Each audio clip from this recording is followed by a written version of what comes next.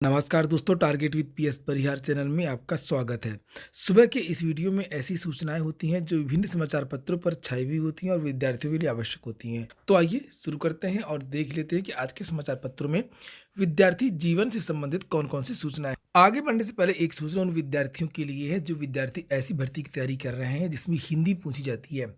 ज़्यादातर भर्तियों में हिंदी पूछी जाती है, चाहे वो आरओ एआरओ की भर्ती हो, चाहे वो टीईटी हो, सीटीटी हो, यूपीएसआई हो, पुलिस हो, यूपी ट्रिपल एस इत्यादि हो। उन सभी विद्यार्थियों के लिए यहाँ पर आप लोग एक बेस्ट बुक है इसे देख सकते हैं। ग्लोबल टेक ग्रुप आरा पब्लिकेशन की ये पुस्तक है, समान हिंदी की, जो कि काफ़ी अच्छी है। पहले ही मैंने इस पुस्तक के बारे में बताया कि इसमें 4000 से ज़्यादा महत्वपूर्ण प्रश्न हैं और इस पुस्तक की खासियत है कि इसमें बहुत सारी चीज़ें महत्वपूर्ण टेबल के द्वारा, ट्रिक के द्वारा बताई गई हैं, जिन्हें आप लोग यहाँ पर देख सकते हैं। ऑब्जेक्टिव क्वेश्चन भी इस पुस्तक में दिए हुए हैं, साथ ही डिस्क्रिप्टिव भी स्टडी मटेरियल पूरा दिया हुआ है। आरा पब्लिकेशन की हिंदी की पुस्तकें तो आती ही हैं, हिंदी के साथ साथ में यहाँ एनसीईआरटी बेस्ड और भी बहुत सारी पुस्तकें दे सकते हैं। जैसे भारत की भौगोलिक परिस्थिति की पुस्तक यहाँ पर है, पर्यावरण पारिस्थितिकी की भी पुस्तक आती है जिसे आप लोग यहाँ पर देख सकते हैं। और इन पुस्तकों की भी यही खासियत है कि सभी पुस्तकों में जो भी आती हैं ग्लोबल टेक ग्रुप की, उन सभी पुस्तकों में ट्रिक और टेबल दिया हुआ, साथ संग्रह भी है, यानी कि डिस्क्रिप्टिव और ऑब्जेक्टिव स्टडी मटेरियल दिया हुआ। और ये देखिए एक पुस्तक और भी है, ये यूपी टीईटी सीटीटी की है, पेडागोजी की है, बाल विकास एवं शिक्षण विधियाँ, काफ़ी अच्छी पुस्तक है, इसे आप लोग यहाँ पर देख सकते हैं। इसमें भी ट्रिक और टेबल प्रारूप में दिया हुआ स्टडी मटेरियल। वैसे तो सभी कापी किताबों की दुकानों में आपको ये पुस्तकें मिल जाएंगी और अगर आप लोग ऑनलाइन मंगवाना चाहते हैं तो उसकी लिंक मैंने डिस्क्रिप्शन बॉक्स में दे दी है, वहाँ पर जाकर के आप लोग ऑनलाइन इन पुस्तकों को मंगवा सकते हैं। चलिए शुरू करते हैं आज की सूचना को और सबसे पहले हम लोग बात करेंगे उत्तर प्रदेश लोक सेवा आयोग की। उत्तर प्रदेश लोक सेवा आयोग की एक पुरानी भर्ती थी एपीएस, उसके बारे में जानकारी दी गई है कि एपीएस भर्ती के चयनितों की नियुक्ति को लेकर के बड़ा विवाद इस समय जो भारतीय जनता पार्टी की सरकार है और लोक सेवा आयोग है, सबसे बड़ा प्रश्न चिन्ह उठ रहा है इनकी कार्यप्रणालियों को लेकर के कि सीबीआई की जो जांच है वो बहुत धीमी है और जो 5 साल तक के कार्यकाल की जो जांच के लिए आदेश दिए गए थे उनका नतीजा अभी तक शून्य ही निकला है। यहाँ पर आप लोग देख सकते हैं अपर निजी सचिव 2010 के चयनित अभ्यर्थियों की नियुक्ति को लेकर के विवाद बढ़ गया है। एक तरफ सीबीआई इस भर्ती में घोटाले को लेकर के अपना मुकदमा दर्ज करा चुकी है और वहीं अपनी ज्वाइनिंग की मांग करने वाले 26 अभ्यर्थियों के मामले में प्रदेश सरकार ने विधिक राय मांगी है। प्रतियोगी छात्र संघर्ष समिति ने भर्ती की सीबीआई जांच पूरी होने तक ज्वाइनिंग प्रक्रिया को स्थगित रखने का अनुरोध किया है। एपीएस भर्ती 2010 के माध्यम से कुल 249 अभ्यर्थियों का चयन किया गया था। सीबीआई जांच के दौरान ही 223 अभ्यर्थियों को उत्तर प्रदेश सचिवालय में औपबंधिक रूप से ज्वाइन भी करा दिया गया। और इसी बीच सीबीआई ने मुख्य सचिव को पत्र लिख करके बताया था कि लोक सेवा आयोग की भर्ती में जांच के दौरान एपीएस भर्ती 2010 में बड़े पैमाने पर अनियमितता की पुष्टि हुई है। सो सीबीआई को इस भर्ती की जांच की अनुमति दी जाए। तो जिन विद्यार्थियों ने उस समय भर्ती में आवेदन किया था और उनका चयन नहीं हो पाया था इस भ्रष्टाचार को लेकर के, इन विद्यार्थियों को जिंदगी में अब कभी न्याय नहीं मिलेगा।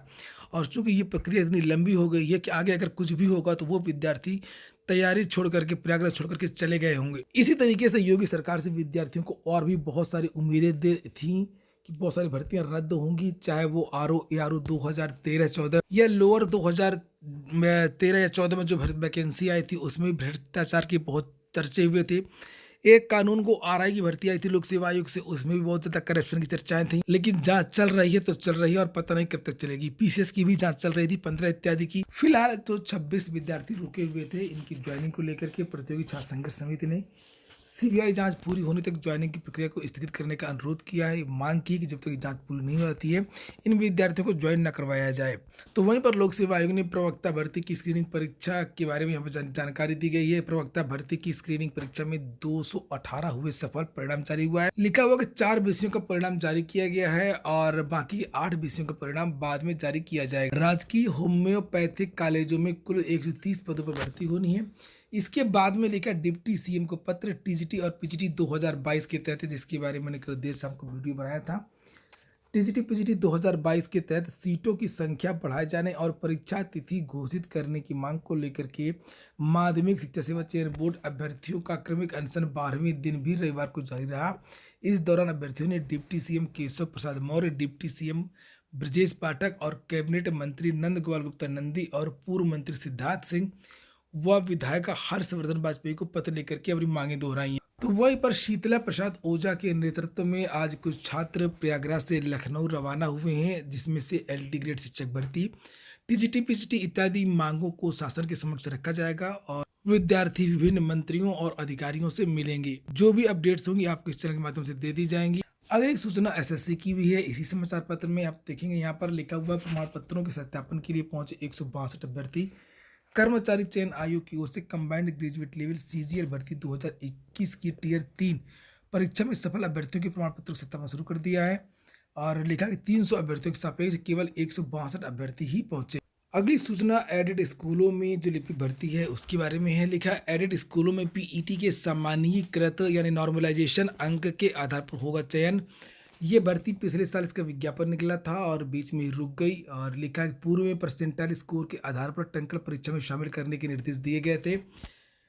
सहायता प्राप्त एडेड माध्यमिक विद्यालयों में चल रही लिपिक भर्ती में साक्षात्कार के लिए प्रारंभिक अर्हता परीक्षा में प्राप्त सामान्यीकृत अंक के आधार पर हर अभ्यर्थियों को बुलाया जाएगा। और इससे पहले नवंबर 2021 में जारी भर्ती प्रक्रिया के निर्देशों में सिर्फ पीईटी परसेंटाइल स्कोर के आधार पर टंकण परीक्षा में अभ्यर्थियों को बुलाने को कहा गया था। विभिन्न जिलों से अंक गणना पर सवाल उठने के बाद माध्यमिक शिक्षा निदेशक ने नए निर्देश जारी करके अब स्थिति स्पष्ट कर दी है। विभाग ने इस संबंध में उत्तर प्रदेश अधीनस्थ सेवा चयन आयोग से राय मांगी थी। वहां से बता दिया गया है कि पीईटी 2021 की लिखित परीक्षा 2 पालियों में हुई थी, इसलिए परीक्षा के लिए नॉर्मलाइज्ड अंक के आधार पर चयन संबंधी कार्रवाई आगे की जाएगी। लिखा हुआ है कि टंकण परीक्षा उत्तीर्ण अभ्यर्थियों को अब नए निर्देशों के साथ में पीईटी से प्राप्त सामान्यीकृत अंक के आधार पर साक्षात्कार के लिए बुलाया जाएगा। बता दें कि पीईटी में अभ्यर्थियों को वास्तविक सामान्यीकृत और परसेंटाइल अंक दिए जाते हैं। और वहीं पर जानकारी निकल कर के आ रही है कि पीईटी का जो रिजल्ट है यूपी ट्रिपल एस पीईटी का बहुत जल्द आपके सामने हो सकता है। और इसके संबंध में आज मीटिंग भी होने वाली। समाचार पत्रों के माध्यम से भी जानकारी दी गई थी कि अधीनस्थ सेवा चयन आयोग प्रारंभिक अर्हता परीक्षा परिणाम 16 जनवरी को जारी कर सकता है, यानी आज। और इससे समूह ग के पदों पर रुकी हुई भर्ती प्रक्रिया फिर से शुरू हो जाएगी। सूत्रों के मुताबिक पीईटी परिणाम लगभग बनकर के तैयार हो गया है और इसके बाद में अब नए विज्ञापन जारी होना शुरू होंगे। चूंकि पीईटी 2021 की वैधता 8 दिसंबर को ही समाप्त हो गई थी, 8 जनवरी को ही समाप्त हो गई थी। वहीं पर ट्रांसजेंडर के लिए भी गाइडलाइन जारी कर दी है। रेलवे ग्रुप डी में महिलाओं के बराबर इनकी योग्यता रहेगी, दौड़ इत्यादि में यहाँ पर लिखा हुआ है। 16 जनवरी से शुरू हो रही रेलवे भर्ती प्रकोष्ठ प्रयागराज की ओर से आयोजित पीईटी से लागू हो रही है। आरआरसी प्रयागराज ने रेलवे बोर्ड के निर्देश के बाद पहली बार ट्रांसजेंडर अभ्यर्थियों के पीईटी का मानक जारी किया। चूंकि रेलवे ग्रुप डी ने लिखित परीक्षा का परिणाम जारी कर दिया है और इसके बाद में इन विद्यार्थियों का अब पीईटी होगा। पीईटी मतलब फिजिकल इफिशियंसी टेस्ट, यानी कि दक्षता परीक्षण। दौड़ना विद्यार्थियों को 100 मीटर तक वजन लेकर के लिखा हुआ है।